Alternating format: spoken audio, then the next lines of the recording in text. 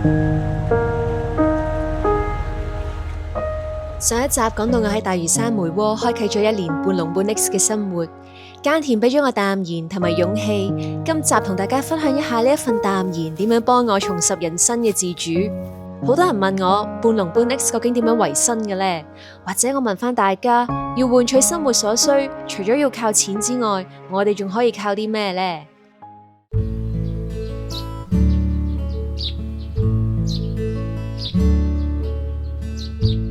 坦白講，暫時咧 freelance 工作嘅收入咧係唔係好穩定，始終咧我嘅工作都係啱啱上軌道啦。要喺目前嘅階段維持呢一種嘅生活，我覺得最重要嘅一點就係減少支出，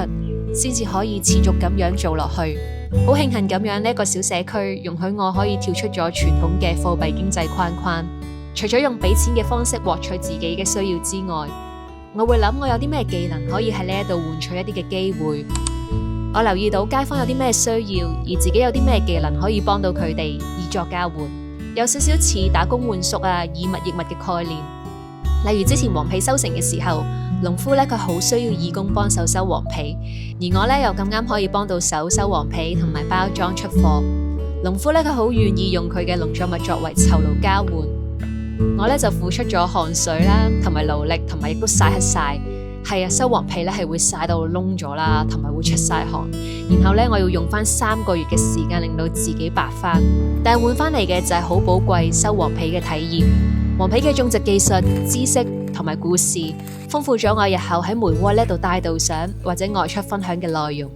同埋咧仲可以食到又甜又大粒嘅大嶼山雞心黃皮，分享到俾更加多嘅朋友。就係呢一種以物易物嘅模式，令到我明白到換取生活嘅所需唔只係單單靠金錢，而係發掘自己嘅技能、我嘅時間、我嘅知識，呢啲都係我嘅資源，可以貢獻到呢個小社區嘅同時，又可以獲取到我生活所需。當我跳出咗固有只能夠用金錢換取所需嘅框框，對我嚟講，呢個就係實現人生自主嘅最關鍵嘅一步。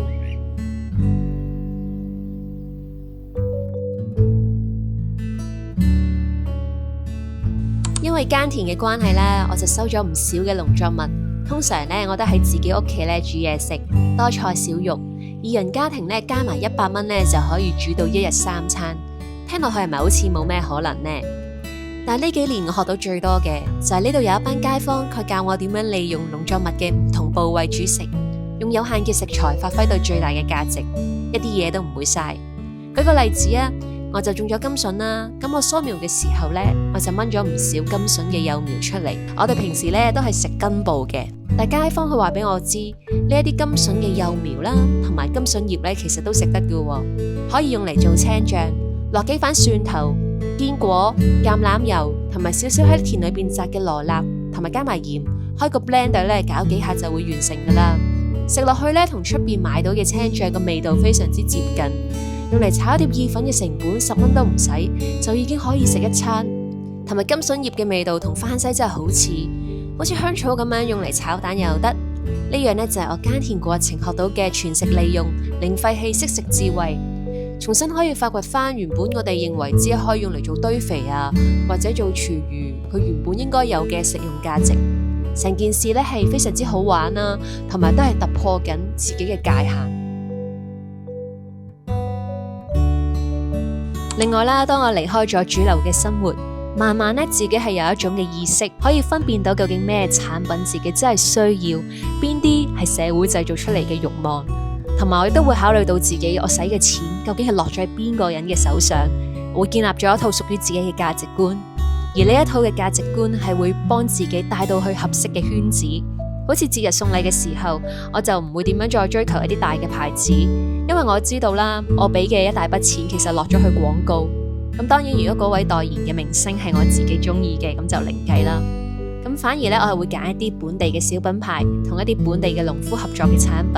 再唔係呢，就直接同區裏邊嘅農夫啊，或者啲嘅生產者購買，盡量將自己嘅錢可以放翻落去自己個區嘅經濟。身邊呢總會有人 buy 或者唔 buy 我呢套價值觀啦，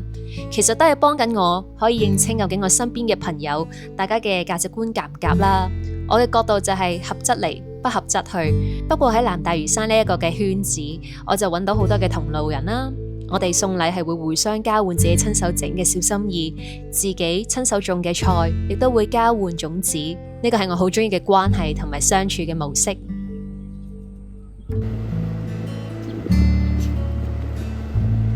除咗社交自主之外，有一種自主呢，我想特別分享，就係食呢一方面嘅自主。由揀種邊一種農作物，用咩耕種、施肥方法，到最後用啲咩方法煮，一切都可以由自己掌握。冇錯，耕田呢係都係要睇天氣，同埋亦都係要睇節氣做人。但係呢，我覺得我嘅生活呢係多咗好多嘅自主性。平時呢喺超市、街市呢買餸係好方便，睇落去好多選擇。但係除非你同街市嘅檔主好熟，但好多時我哋都唔知道自己食緊嘅菜嘅來源啦，佢嘅耕種方法，同埋檔口佢入嘅菜，通常都係啲大眾嘅口味，或者一啲產量啊、成本效益最高嘅品種。變相其實我哋失去咗一種自主權。最多咧去 City Super 咧係多款翻少少啦，但係當你去到種子店，你就會發現其實每一種農作物都可以有唔同嘅顏色啦、形狀、風味。種出嚟嘅口感都會唔同。得閒呢可以行下一啲本地嘅農夫市集啦，你呢會揾到一啲比超市更加多嘅時令蔬菜品種。想知道邊度有市集或者邊度有本地菜賣，可以呢睇下片段描述呢一欄。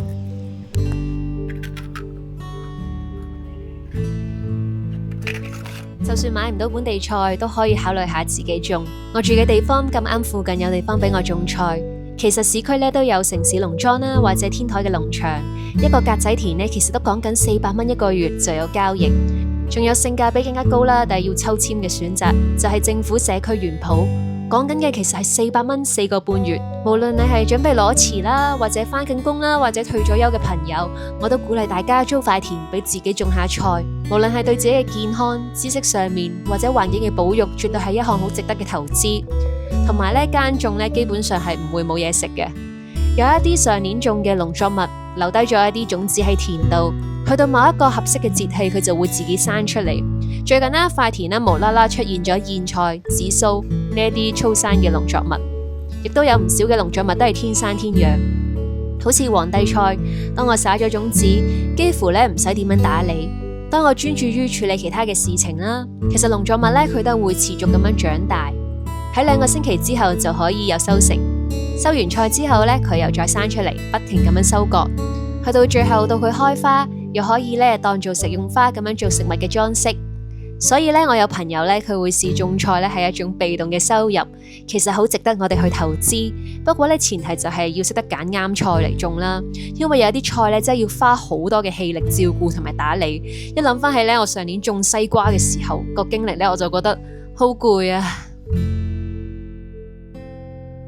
不過最肯定嘅係要飲食自主，其實最重要就係要保留全港僅餘嘅土耕農地。好不幸嘅，好多好優質嘅農地同埋活躍嘅農場都冇納入農業優先區。意思即係呢一啲嘅土地要改變用途嘅話，漁護署係唔會作出反對。我哋眼前見到嘅農田嘅景觀、獨有嘅生態、本地品種嘅菜都會因為咁樣而消失，其實係一件非常之可惜嘅事情。